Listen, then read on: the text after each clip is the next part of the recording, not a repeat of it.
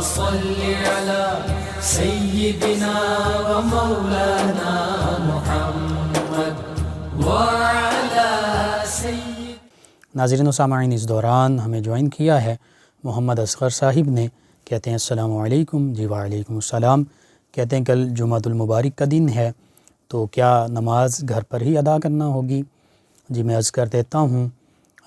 جو علماء اور حکومت کے درمیان جو معاملہ طے پایا اس کے مطابق SOPs جو ہیں 50 سال سے کم عمر جو ہیں اور بالغ ہوں وہ نوجوان مسجد میں نماز پڑھیں، اور مسجد میں جن شرائط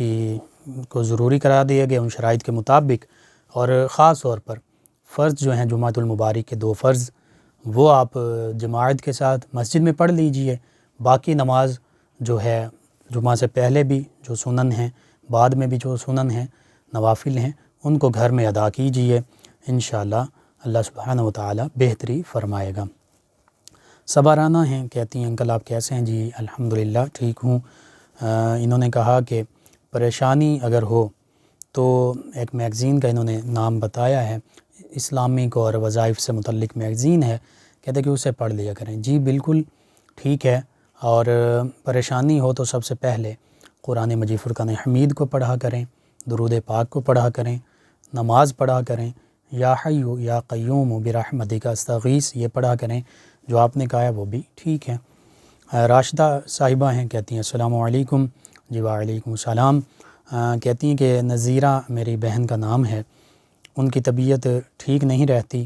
اور وہم کا بھی شکار رہتی ہیں، کوئی حل بتا دیں. جی وسوسے وغیرہ ہوں یا وہم ہوں تو اس کے لیے ایک تو جو معوذتین ہیں، قل اعوذ برب الفلق، قل اعوذ برب الناس، ان کو بھی پڑھ سکتے ہیں. سورہ فاتحہ بھی پڑھ سکتے ہیں وسوسوں کے لیے، اور درود پاک اس کے ساتھ اس کی کثرت کریں. اگر وہ خود بھی پڑھ سکتی ہیں وہ پڑھیں، آپ پڑھ سکتے ہیں، آپ پڑھ کر ان پر دم کر دیں، پانی پر دم کر کے پلا دیں. انشاءاللہ اللہ سبحانہ و تعالی شفا عطا فرمائے گا. محسن جٹ صاحب ہیں ہمارے ساتھ، کہتے ہیں سر آپ کا پروگرام بہت اچھا ہے، آپ کی آواز بہت اچھی ہے. جی شکریہ آپ کا. تمام لسنرز کا شکریہ کہ آپ پروگرام کو سماعت کرتے ہیں، اپنے فیڈ بیک سے، اپنی پسندیدگی سے ہمیں آگاہ کرتے ہیں. ہماری ایک اور لسنر ہیں، نام نہیں لکھا، اور کہتی ہیں السلام علیکم. جی وعلیکم السلام. کہتی ہیں سر جب میں روزہ رکھتی ہوں تو مجھے کھٹے ڈکار آتے ہیں. جی میں عرض کرتا ہوں اس کے لیے آپ روزوں سے پہلے ہی کسی ڈاکٹر سے یا کسی طبیب سے، حکیم سے مشورہ کر لیجئے اور ان کو اپنی یہ پریشانی جو ہے اس سے آگاہ کیجئے. کچھ ڈائجیشن یا ہاضمے کا، معدے کا پرابلم ہو سکتا ہے، اس سے متعلق جو آپ کو وہ ہدایات دیں، جو میڈیسن دیں اور جو طریقہ بتائیں اس کے مطابق آپ روزوں میں احتیاط کر لیجئے تو انشاءاللہ اللہ سبحانہ و تعالی بہتری عطا فرمائے گا. اس کے ساتھ ساتھ ہر قسم کی بیماریوں سے شفا کے لیے یا سلاموں کا بھی کثرت سے ورد کیا جا سکتا ہے، اور اس کے ساتھ صبح فجر کی سنت اور فرضوں کے درمیان 14 مرتبہ آپ سورہ فاتحہ پڑھیے، اول آخر 11 مرتبہ درود پاک پڑھیے اور اپنے اوپر دم کر لیجئے. اور سحری کے وقت اگر کر لیں تو اس وقت بھی ہو سکتا ہے، اگر پانی بھی ساتھ پینا ہے تو اس وقت پانی پر دم کر کے سحری کے وقت آپ پی لیجئے. انشاءاللہ اللہ سبحانہ و تعالی بہتری فرما دے گا. ناصر صاحب انہوں نے ہمیں جوائن کیا ہے اور انسولین کے بارے میں پوچھا ہے کہ اگر کسی نے انسولین استعمال کرنی ہو تو کیا اس کو روزے کی معافی ہے؟ اب اس میں اختلاف ہے. بہرحال جہاں تک میرے ناقص علم ہے، میں نے پڑھا ہے، مزید بھی اس پہ میں تحقیق کر کے آپ کو دوبارہ بھی عرض کر دوں گا کہ انسولین وہ جو ٹیکہ جس سے طاقت ملے، وہ خوراک کے یا غذا کے طور پر ہو اور طاقت حاصل ہو، تو اس سے فقہا نے کہا کہ روزہ نہیں ہوتا. تو آپ نے جو لکھا ہے کہ روزے کی معافی، اگر تو اتنی زیادہ کمزوری اور ویکنس ہے کہ وہ واقعتاً روزہ نہیں رکھ سکتے اور ان کے ڈاکٹر نے بھی یہی کہا ہے کہ روزہ آپ نہ رکھیے، آپ کے لیے مہلک ہو سکتا ہے، نقصان کا باعث ہو سکتا ہے، تو پھر روزے کی اس طرح چھوٹ ہے کہ چونکہ معالج بھی کہہ رہے ہیں تو روزہ نہ رکھیں، لیکن جیسے ہی صحت یاب ہوں، جیسے ہی بہتری آئے، یا اگر سردیوں میں روزے رکھ سکتے ہیں تو اس میں یہ 30 روزے جو ہیں وہ پھر پورے کر لیں. تو یہ اس کا معاملہ تمام مریضوں کے لیے، یا جو اس طرح کسی بھی اس طرح کی بیماری کا شکار ہیں جس میں ڈاکٹر، اور اس میں تھوڑا سا یہ بھی دیکھنا کہ ڈاکٹر مسلم ہو، اسے تھوڑا سا اسلامی علوم اور روزے کی اہمیت کا بھی پتہ ہو، تاکہ وہ اللہ کا خوف رکھتے ہوئے حقیقت میں جو صحیح معاملہ ہے جس میں کہ روزے کی جو فرضیت ہے اس کو بھی مد نظر رکھے، دوسری طرف اپنے جو مریض ہے اس کی صحت کو بھی مد نظر رکھتے ہوئے اگر وہ یہ کہتا ہے کہ ہاں واقعتاً اگر یہ مریض روزہ رکھتا ہے تو اس کی مرض بڑھنے کا خدشہ ہے یا خدا نخواستہ اللہ نہ کرے ہلاک ہونے کا خدشہ ہے، تو پھر ٹھیک ہے، پھر روزے چھوڑے جا سکتے ہیں، اور پھر ان روزوں کو جتنے روزے چھوڑے ہیں بیماری کی وجہ سے وہ بعد میں رکھ لیں، عام طور پہ اگر گرمیوں میں نہیں رکھ سکتے، سخت موسم میں سردیوں میں رکھ لیں، تو یوں وہ بعد میں رکھنے ضروری ہیں۔ ہاں پھر وہ ایک شیخ فانی جو بہت ہی زیادہ بڑھاپے کا شکار ہیں، بہت ہی کمزور ہیں، یا اس طرح کے کوئی مریض ہوں کہ حقیقت میں وہ مہلک کن امراض ہیں اور پھر دوبارہ صحت واپس لوٹنے کی امید بھی نہیں ہے، تو اس حالت میں وہ فدیہ یا اس طرح کا معاملہ ہوا کرتا ہے۔ عام حالات میں نے جو عرض کیا یہ اس کو آپ مد نظر رکھیے۔ سونیا صاحبہ ہیں، انہوں نے کہا آپ کا پروگرام بہت اچھا ہے، جی شکریہ آپ کا۔ کہتی ہیں آج کل جو فوم سے بنی ہوئی جائے نماز ہے، کیا اس پر نماز ہو جاتی ہے، اس پر نماز پڑھنا جائز ہے؟ جی اس معاملے میں اصول یہ ہے کہ جب ہم سجدہ کرتے ہیں اور اگرچہ قیام میں بھی کھڑے ہیں تو پاؤں کے اوپر ہم کھڑے ہوتے ہیں، سجدہ کر رہے ہیں تو ہمارے ہاتھ، ہمارے گھٹنے، ہمارا ناک، ہماری پیشانی یہ جو ہے یہ زمین کے ساتھ یوں ٹچ ہونی چاہیے۔ جائے نماز ہے اس طرح کی اتنی نرم نہ ہو کہ جس سے زمین کی سختی محسوس نہ ہو، زمین کی سختی جو ہے وہ محسوس ہونی چاہیے۔ اگر وہ محسوس ہوتی ہے تو پھر ایسی جائے نماز پر نماز ہو جائے گی، لیکن اگر وہ محسوس نہیں ہوتی، چونکہ یہ بہت زیادہ نرم ہوتا ہے، فلیکسیبل ہوتا ہے،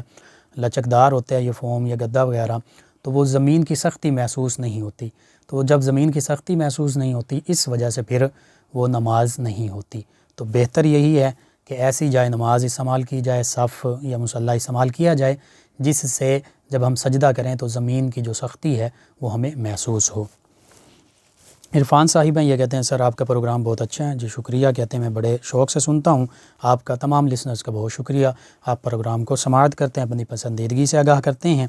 اور ان کے علاوہ ہمیں جوائن کیا ہے محمد طارق صاحب نے، نواز صاحب نے، حافظ طاہر صاحب نے، ذیشان صاحب نے، یہ کہتے ہیں آپ کا پروگرام بہت اچھا ہے، ہم سن رہے ہیں۔ جی شکریہ آپ تمام لسنرز کا کہ آپ ہمیں سماعت کرتے ہیں۔ اور غضنفر عباس صاحب نے ہمیں جوائن کیا ہے، کہتے ہیں السلام علیکم، جی وعلیکم السلام، کہتے ہیں ہماری مسجد کے امام صاحب ایک ٹانگ سے معذور ہیں، کیا ان کے پیچھے نماز ہو جائے گی؟ اور کہتے ہیں کیا وہ کھڑے ہو کر نماز پڑھا سکتے ہیں؟ اس کے بارے میں جتنے بھی آپ کے سوالات کے جوابات عرض کیے جاتے ہیں، اس میں مختصر سا یہ آپ سبھی لسنرز اس بات کو مد نظر رکھیے، ذہن نشین کر لیجئے کہ اصل میں یہ آپ کا سوال کا جواب جو ہے وہ قرآن و سنت اور فقہ کی روشنی میں جو ناقص علم میرے پاس ہے، جو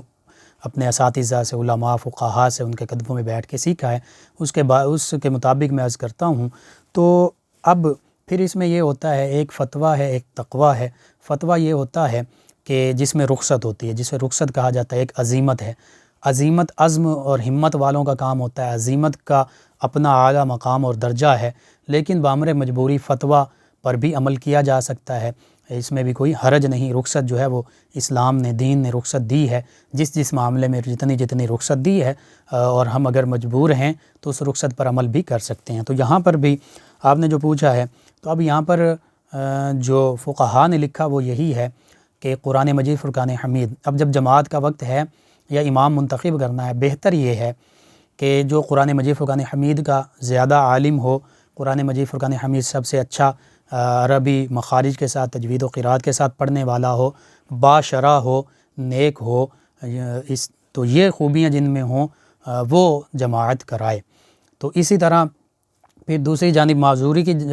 جو آپ نے کہا، اس میں بھی فقہاء نے یہی لکھا ہے کہ زیادہ بہتر یہی ہے کہ اپاہج یا معذوری، اس طرح کی نابینا یا یہ اس طرح کی معذوری نہ ہو،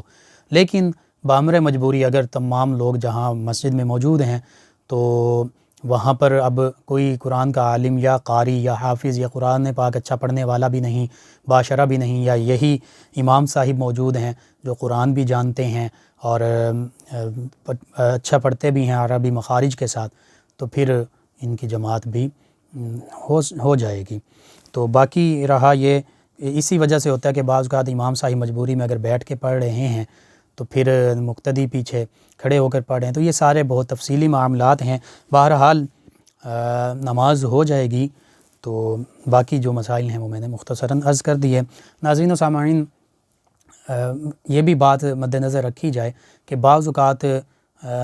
جو آپ سوال کرتے ہیں اس میں مکمل تفصیل موجود نہیں ہوتی، اس کی جزیات موجود نہیں ہوتی، تو مختصراً جو مجھے سمجھ آتی ہے سوال کی اس کے مطابق میں جواب عرض کر دیتا ہوں۔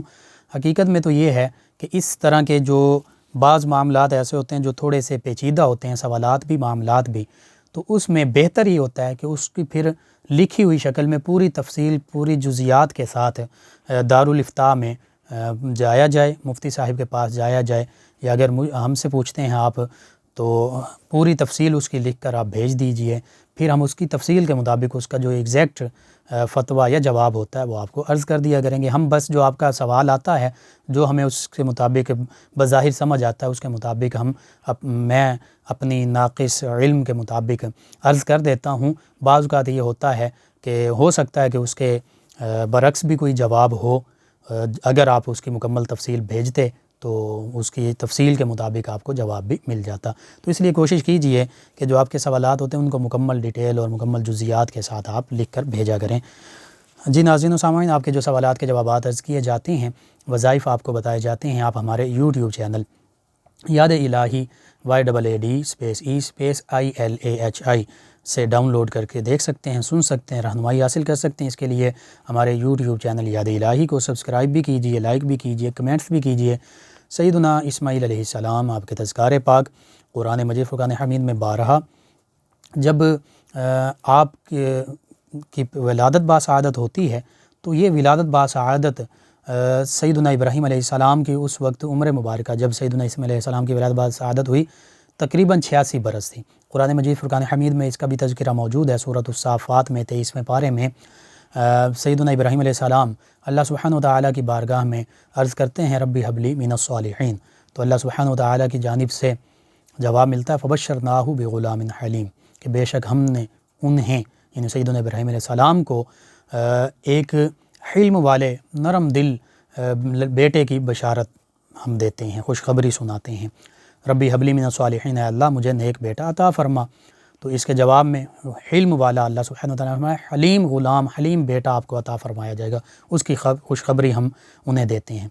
تو اس کے بارے میں یہ ہے کہ سیدہ سارہ سلام اللہ علیہا، جو سیدنا ابراہیم علیہ السلام کی پہلی زوجہ مطہرہ ہیں، ان کے ہاں کوئی اولاد نہیں ہوئی، تو پھر انہوں نے خود ہی سیدہ ہاجرہ سلام اللہ علیہا، جو ان کے پاس کنیز کے طور پر تھیں، حالانکہ بادشاہ کی بیٹی تھیں، تو آپ نے فرمایا سیدہ سارہ سلام اللہ علیہا نے سیدنا ابراہیم علیہ السلام سے کہا کہ بس آپ ان سے نکاح کر لیجئے۔ تو پھر سیدنا ابراہیم علیہ السلام نے سیدہ ہاجرہ سلام اللہ علیہا سے نکاح فرمایا۔ اس نکاح کے بعد پھر آپ نے دعا بھی کی اولاد کے لیے، تو پھر یوں اللہ سبحانہ وتعالی نے بشارت دی، خوشخبری دی، پھر سیدنا اسماعیل علیہ السلام کی ولادت باسعادت ہوئی، اور پھر اللہ ہی کے حکم سے سیدنا ابراہیم علیہ السلام سیدہ ہاجرہ سلام اللہ علیہا اور سیدنا اسماعیل علیہ السلام کو لے کر یہاں مکہ المکرمہ تشریف لے آئے، اور یہ اس وقت بے آب و گیاہ وادی تھی، کوئی یہاں پر کسی قسم کے پھل نہیں تھے، کوئی کسی قسم کا سبزہ نہیں تھا، کوئی یہاں پر کھیتی باڑی نہیں تھی۔ ربنا انی اسکنت من ذریتی بوادی غیر ذی زرع عند بیتک المحرم ربنا لیقیموا الصلاۃ فاجعل افئدۃ من الناس تہوی الیہم وارزقہم من الثمرات لعلہم یشکرون۔ سیدنا ابراہیم علیہ السلام جب انہیں یہاں لائے تو اللہ کی بارگاہ میں عرض کرتے ہیں رب، میں نے تیرے حکم سے ان کو اس بے آب و گیاہ وادی میں، غیر کاشتکارہ وادی میں، جہاں کوئی بھی نہیں ہے، کچھ بھی نہیں ہے، وہاں پر تیرا محترم گھر ہے، بیت اللہ ہے، اس کی بنیادیں موجود تھیں، تو یہاں پر تیرے محترم گھر کے قریب آ کے بسا دیا اپنی اولاد میں سے کچھ کو، تو بس اے میرے پاک پروردگار، تو لوگوں کے دلوں کو ان کی طرف مائل بھی فرما دے، اور ان کو ثمرات بھی عطا فرما، اپنی جو نعمتیں ہیں، پھل ہیں، وہ عطا فرما، ہر چیز عطا فرما تاکہ یہ تیرا شکر ادا کریں۔ تو بس انہوں نے یہ دعا مانگی، پھر آپ دیکھیے کعبۃ اللہ بھی آباد ہوا، مکۃ المکرمہ کا شہر بھی آباد ہوا، اور پھر اس وقت بھی اور آج بھی مکۃ المکرمہ میں بے موسمی چیزیں بھی ہر وقت دستیاب ہوتی ہیں، موجود ہوتی ہیں۔ ثمرات یوں سیدنا ابراہیم علیہ السلام کی دعا کے مطابق اللہ تعالیٰ نے اس دعا کو یوں قبول فرمایا کہ آج بھی بے موسم پھل پورا سال وہاں موجود ہوتے ہیں۔ اور صحیح تو ذہن بھی اس بات کو مانتا ہے کہ جس نے ہمیں پیدا فرمایا ہے ہمیں اس سے محبت کرنی چاہیے۔ قرآن بھی فرماتا ہے والذین آمنوا اشد حبا للہ، جو ایمان والے ہیں وہ اللہ سے ٹوٹ کر بہت زیادہ محبت کرتے ہیں۔ اسی طرح اللہ کے پیارے حبیب صلی اللہ علیہ وآلہ وسلم سے محبت، وہ ہمارے محسن ہیں، جو کوئی احسان نیکی کرتا ہے اس سے نیکی کا بدلہ نیکی ہی ہوتا ہے۔ قرآن مجید میں بھی حل جزاء الاحسان الا الاحسان، نیکی کا بدلہ نیکی۔ فرمایا کیا احسان کی جزا کیا احسان ہی ہے؟ جی بالکل احسان ہے۔ تو نبی کریم صلی اللہ علیہ وآلہ وسلم تو محسن اعظم ہیں، پوری دنیا کے لیے محسن ہیں۔ صرف سمجھنے کی ضرورت ہے کہ نبی کریم صلی اللہ علیہ وآلہ وسلم نے تمام انسانیت کو حقوق عطا فرمائے ہیں، حتیٰ کہ جانوروں کو حقوق عطا فرمائے ہیں، فصلوں کے حقوق متعین کیے ہیں، غیر مسلموں کے حقوق متعین کیے ہیں، اگر مسلم ریاست میں غیر مسلم بھی رہتے ہیں ان کے بھی حقوق ہیں، اسی طرح جانوروں تک کے حقوق، خواتین کو کے حقوق، تو ڈیٹیل میں پھر وہ گفتگو ہوگی۔ بہرحال ہم پر سب سے بڑا نبی کریم صلی اللہ علیہ وآلہ وسلم کا احسان یہ ہے کہ آپ کے صدقے سے آپ کی امت میں ہونا ہمیں نصیب ہوا، کلمہ طیبہ پڑھنا ہمیں نصیب ہوا، قرآن ملا، اب یہ رمضان ملا، اللہ خود جو رحمان ہے وہ رحمان ملا۔ تو یہ ساری نعمتیں اللہ کے پیارے حبیب صلی اللہ علیہ وآلہ وسلم کے صدقے سے ملی ہیں، تو آپ سے محبت کرنا یہ بھی ضروری ہے۔ صحابہ کرام، اہل بیت اطہار علیہم الرضوان، ان سے محبت، اولیاء کرام سے محبت، یہ قرآن و حدیث میں ہمیں حکم دیا گیا۔ پھر اس کے بعد والدین سے محبت کرنا، اچھا سلوک کرنا، رشتہ داروں سے محبت کرنا، اچھا سلوک کرنا، پڑوسیوں سے اچھا سلوک کرنا، دیگر مسلمانوں سے اچھا سلوک کرنا، انما المؤمنون اخوہ، تمام مسلمان بھائی بھائی ہیں، یہ سارے اچھے سلوک کے حقدار، یہ محبتیں یہ ضروری ہیں۔ اسی طرح مرد اور عورت کی محبت، یہ بھی ایک فطری اللہ سبحانہ وتعالی نے پیدا فرمائی ہے، اسی محبت کی بنا پر پھر میاں بیوی کا رشتہ جو ہے وہ استوار ہوتا ہے۔ تو بس اللہ سبحانہ وتعالی نے مرد اور عورت کی محبت کا جو جائز ذریعہ ہے وہ قرآن مجید فرقان حمید میں اس کو میاں بیوی کے رشتے کے طور پر ہمارے سامنے واضح فرمایا ہے۔ تو اگر یہ محبت یوں جائز ہو کہ میاں بیوی کے رشتے میں یہ ڈھل جائے، بدل جائے، تو بالکل اس کی اسلام اجازت دیتا ہے۔ اور فَانْكِحُوا مَا طَابَ لَكُم مِّنَ النِّسَاءِ، اللہ سبحانہ وتعالی فرماتا ہے کہ خواتین کے ساتھ، عورتوں کے ساتھ جن کو تم پسند کرتے ہو ان سے تم نکاح کرو۔ والدین کی رضا، وہ ولی ہیں، وہ بھی ضروری ہے، ان کی رضا، ان کی ولایت شامل ہو، ان کو راضی کر کے جہاں بھی کوئی بھی مسلمان لڑکا یا لڑکی چاہتی ہے وہ ساری جو نبی کریم صلی اللہ علیہ وآلہ وسلم نے رشتے کے بارے میں ہماری رہنمائی فرمائی ہے حدیث مبارکہ کے مطابق کہ حسب نسب کی وجہ سے رشتہ کیا جاتا ہے، نکاح کیا جاتا ہے عورت کے ساتھ، یا حسن و جمال خوبصورتی کی وجہ سے کیا جاتا ہے، یا مال کی وجہ سے کیا جاتا ہے، یہ تین چیزیں۔ پھر چوتھا فرمایا یا دینداری کی وجہ سے کیا جاتا ہے، فرمایا کہ دینداری کو تم ترجیح دو، اور یہاں تک بھی حدیث مبارکہ میں کہ اگر اس کو ترجیح نہیں دو گے تو صرف مال و دولت، حسن و جمال، حسب نسب اس کو ترجیح دو گے تو فرمایا پھر تمہاری ناک خاک آلود ہو، یعنی ان کو بھی دیکھا جائے، یہ نہیں فرمایا کہ ان کو نہ دیکھو، فرمایا کہ ان کو بھی دیکھو، حسب و نسب بھی دیکھو، مال بھی دیکھ سکتے ہو، حسن و جمال بھی دیکھ سکتے ہو، لیکن دینداری کو ترجیح دو۔ تو دینداری کو ترجیح دینا، یہ جب رشتے ناطے کیے جاتے ہیں تو اس کو ترجیح دی جائے تو انشاءاللہ یہ دنیا بھی جنت کا ہی نمونہ بن جاتی ہے۔ تو اس طرح آپ کے جو محبت کے بارے میں آپ کا سوال تھا وہ میں نے مختصراً اس کے بارے میں عرض کر دیا۔ ناصر صاحب ہیں، کہتے ہیں السلام علیکم۔ جی وعلیکم السلام۔ کہتے ہیں پروگرام بہت اچھا ہے۔ جی شکریہ آپ کا۔ کہتے ہیں کہ یہ بتا دیجئے کہ تہجد کا وقت کب شروع ہوتا ہے اور کب ختم ہوتا ہے؟ جی تہجد کے لیے سونا جو ہے یہ ضروری ہے، ہاں کبھی کوئی بامر مجبوری نہیں سو سکتے تو وہ علیحدہ معاملہ ہے، لیکن تہجد کے لیے سونا ضروری ہے، چاہے تھوڑا سا وقت ہی ہو۔ آپ سوئے تھوڑی دیر بعد آپ اٹھ گئے تو وہ تہجد ہی کا وقت ہے، تہجد پڑھ سکتے ہیں، لیکن افضل وقت یہ ہے جو آخری تیسرا حصہ ہے، یعنی 3 حصے کریں رات کے، جو تیسرا حصہ ہے آخری اس میں تہجد پڑھنا یہ زیادہ فضیلت والا، یہ زیادہ افضل ہے۔ تو یوں کوشش کیجئے تیسرے وقت میں، تیسرے پہر جو رات کا تیسرا حصہ بنتا ہے آخری، اس میں تہجد پڑھ لیجئے۔ لیکن اگر اس کے علاوہ بھی آپ سوتے ہیں اور آنکھ کھل جاتی ہے تو آپ سمجھتے ہیں کہ دوبارہ آپ سوؤں گا تو تہجد کے وقت آنکھ نہیں کھلے گی، تو پھر جیسے ہی آپ اٹھے ہیں بیدار ہوئے آپ تہجد کی نماز پڑھ لیجئے، آپ نوافل پڑھ لیجئے۔ ان کے علاوہ ناظرین و سامعین ہمیں جوائن کیا شاہد محمود صاحب نے، پروگرام کو پسند کیا، جی آپ کا شکریہ۔ اصغر علی صاحب ہیں، آپ نے ہمیں جوائن کیا، ہمارے ریگولر لسنرز میں شامل ہیں۔ آپ تمام لسنرز کا بہت شکریہ، آپ پروگرام کو سماعت کرتے ہیں، پسندیدگی سے نوازتے ہیں۔ آپ کے جو سوالات کے جوابات اور وظائف آپ کو عرض کیے جاتے ہیں، آپ ہمارے یوٹیوب چینل یاد الہی YAAD_EILAHI یوٹیوب چینل یاد الہی سے ڈاؤن لوڈ کر کے دیکھ سکتے ہیں، سن سکتے ہیں۔ اس کے لیے یوٹیوب چینل یاد الہی کو سبسکرائب بھی کیجئے، لائک بھی کیجئے، کمنٹس بھی کیجئے۔ اللہم صل علی سیدنا و مولانا